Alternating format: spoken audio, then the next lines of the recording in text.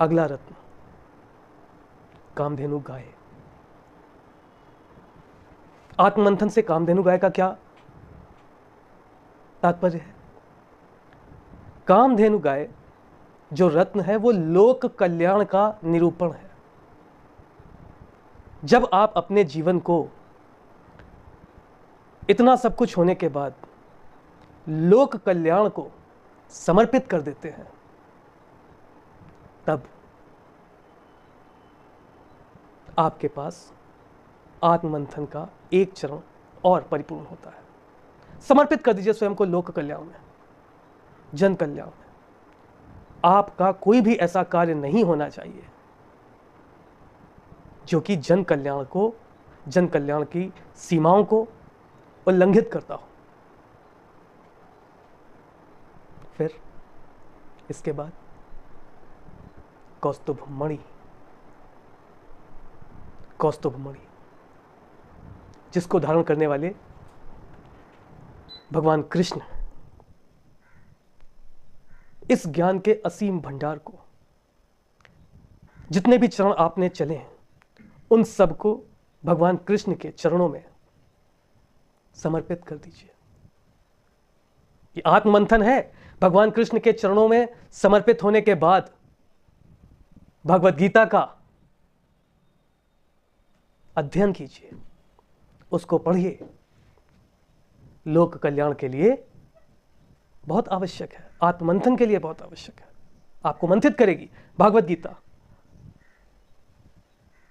ये कौस्तुभ मणि, ये सब आपके अंदर से निकलेंगे। जैसे समुद्र मंथन में भाई सागर क्या, समुद्र क्या, आपका अंतर्मन, उसकी लहरें आपके विचार। और जब आप आत्ममंथन करेंगे तो वो रत्न अंदर से निकलेंगे, कौस्तुभ मणि। इतना सब कुछ करने के बाद जब आप इतना सब कुछ कर लेंगे तो माता लक्ष्मी यानी कि आपके अंदर ऐश्वर्य, धन, इन सब की प्राप्ति आपको होगी। और उसके यथा स्थान निरूपण के लिए आपको भगवान विष्णु की शरण में जाना पड़ेगा।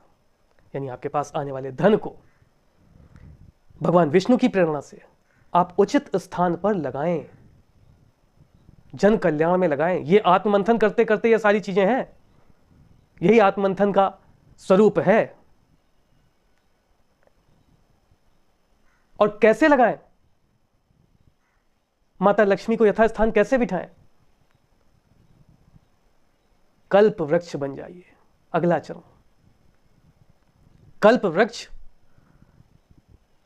अपने सम्मुख आने वाले की हर इच्छा को पूर्ण करता है। इतना सब कुछ हो जाने के बाद आपके अंदर अच्छे और बुरे को पहचानने की असीम क्षमता आ जाएगी। उस क्षमता से आने वाले व्यक्ति को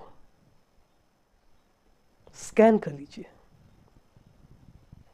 और स्कैन करने के बाद जो भी उसकी उचित मांग है उसे परिपूर्ण कीजिए, दान कीजिए, धर्म के प्रति आस्था दिखाइए,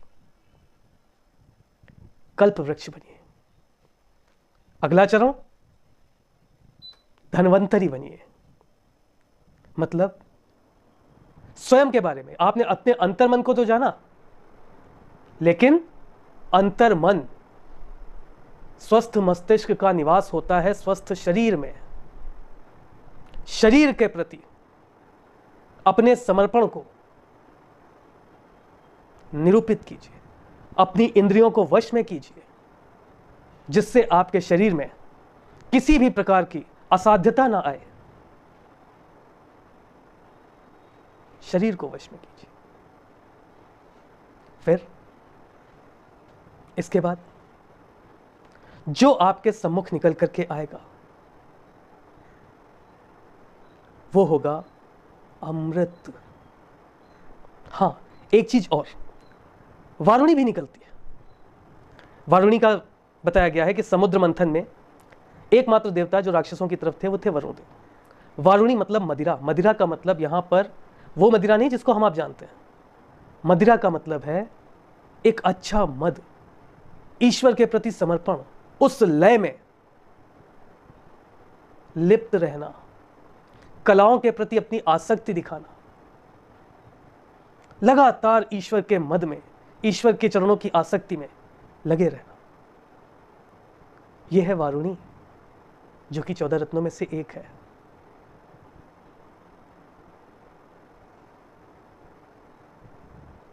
वारुणी को कहा जाता है कि असुरों ने ले लिया था। आप देखिए, देवताओं ने बहुत कम तप करके ईश्वर को प्रसन्न किया, लेकिन असुरों ने जब तप किया है तो उन्होंने ईश्वर को प्रसन्न किया है। लगन, निष्ठा, समर्पण, ये चाहिए। और जब ये सब आपके रत्न निकल आएंगे, तब निकलेगा अमृत। वो अमृत है ज्ञान का। तब आपका आत्ममंथन संपूर्ण होगा। ये आत्ममंथन के चरण हैं। इनको आप प्रयास से, स्वयं से, गुरु के आशीर्वाद से, और हो सकता है इन चरणों को संपूर्ण करने के लिए आपको एकांत की आवश्यकता हो, आपको आध्यात्म की आवश्यकता हो, आपको अच्छे गुरु की आवश्यकता हो। तो जब, जिस समय, जिस चीज की आवश्यकता लगे, ध्यान रखिएगा, आवश्यकता ही आविष्कार की जननी होती है। आप मंथन का आविष्कार करना चाहते हैं तो आवश्यकता को तो महसूस कीजिए। गुरु की आवश्यकता क्या है, एकांत की आवश्यकता क्या है, आध्यात्म की आवश्यकता क्या है, ईश्वरत्व की आवश्यकता क्या है, ये सब अनुभव कीजिए। मंथन संपूर्ण होगा, सारे के सारे रत्न आपके सम्मुख होंगे और आपका जीवन संपूर्णता को प्राप्त होगा।